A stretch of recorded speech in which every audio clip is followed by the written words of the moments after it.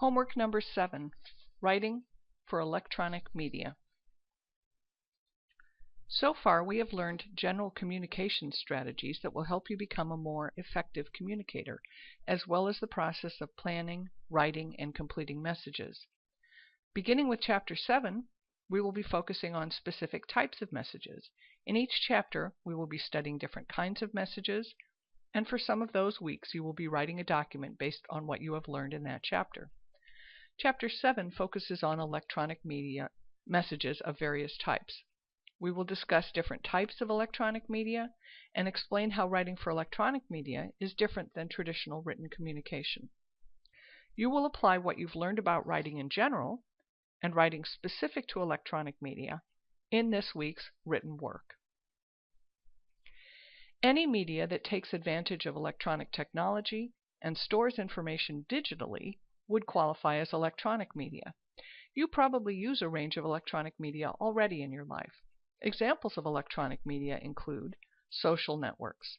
This broad category includes Facebook and the business-oriented LinkedIn, but also sites with user-generated content such as Instagram for photo sharing and YouTube for videos, as well as many others. Email.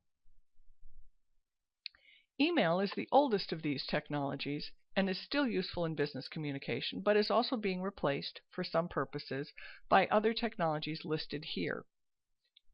Instant messaging. Simple interactions that can be handled quickly are often done with messaging software. Text messaging is used by companies to offer coupons and promote special offers or provide customer service such as order updates. Blogging. Businesses use blogs to interact with customers and generate interest in products and actions of companies. Microblogging sites such as Twitter help get messages out quickly. Podcasts can be used for training courses or to replace newsletters. More than half of the world's largest companies now have their own branded channels on YouTube, and smaller companies have created clever videos that produce exposure for their products and companies, such as Orobrush. How many letters do you read daily? How about email messages, tweets, blog posts, or online articles? As time passes, more of our communications are electronic. However, there are still reasons why a printed message might be preferable. The book lists several examples. A letter of congratulations or condolences might be better as a traditional printed document. A legal requirement might dictate a written communication. Your message might need to be a permanent or secure record that can't be erased or changed. So there are places for both electronic and traditional messages in business. As you are probably aware, electronic media changes pretty rapidly. For example, Twitter was only started in 2006 and Facebook in 2004. So rather than focus on the details of any one medium here, let's focus on the principles of producing good quality communication. The three-step process you are already familiar with can be used to create any communication. Make sure you understand your audience and your purpose before you write. Write flawlessly. Your writing won't be taken seriously if it has errors in it.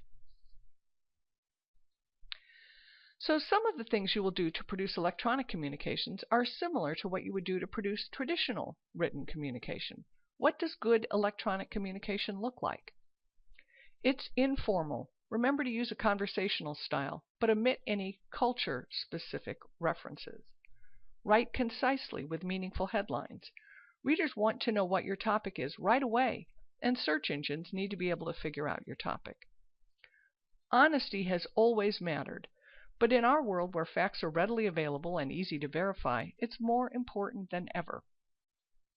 Electronic communication is more likely to be part of an ongoing conversation, so your communication should sound like it's written to communicate with somebody instead of to inform or to lecture the recipient.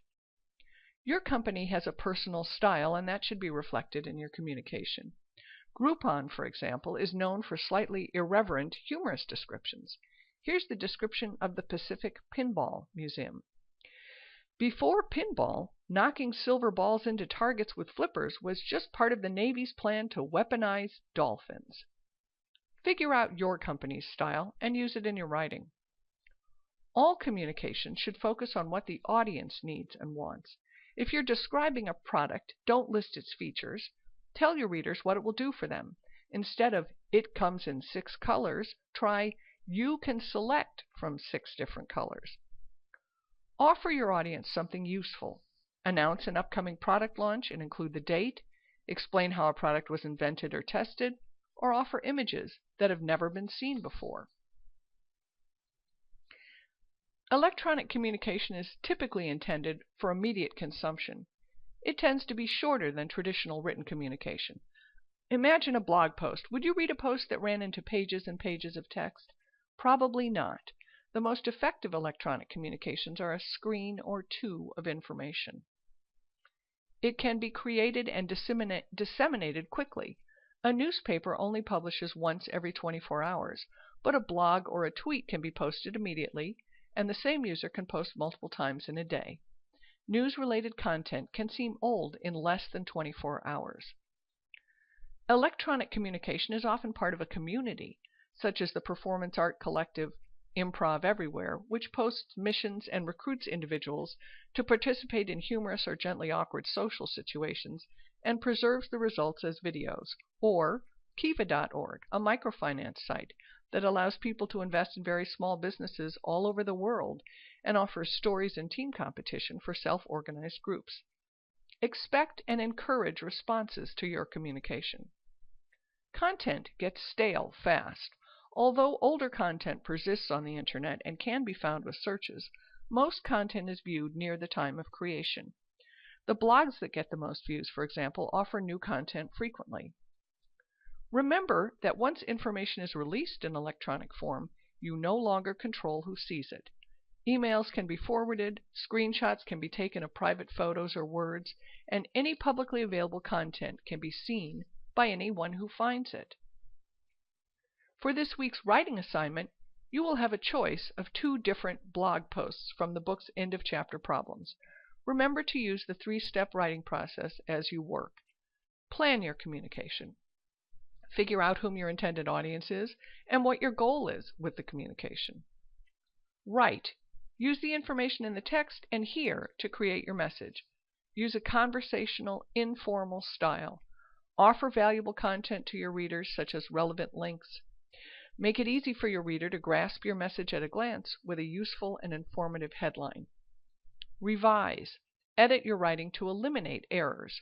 In a real blog post, you would also add tags or descriptive words that would help readers search for your content. For this week, you will select one of 2 problems from the end of Chapter 12. Both are blog posts. For Problem 13, you will describe what Comic-Con is for readers of a pop culture blog. You can learn more about Comic-Con on their website.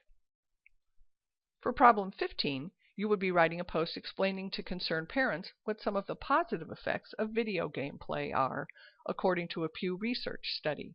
The link to the survey appears below. For the end of chapter problems, the book offers suggested solutions. Obviously, your writing will not match the book's solution exactly, and that's fine. However, I will provide a copy of the book's answer in case you want to compare it to your own work. Once the due date for the assignment has passed, you will have an additional week to complete the work for partial credit. After that additional week has passed, the book's solution will be posted and no additional late work will be accepted after it's posted. From this point on, the best choice for turning in your work will usually be a document you create in word processing software such as Word, which you should know how to use by now since it was covered in week 5. Create your document, save it, and email it to the class address as an attachment. As always, check the rubric if you want additional information about how the assignment will be graded. You will receive back from me a completed rubric and edited work if your work required editing.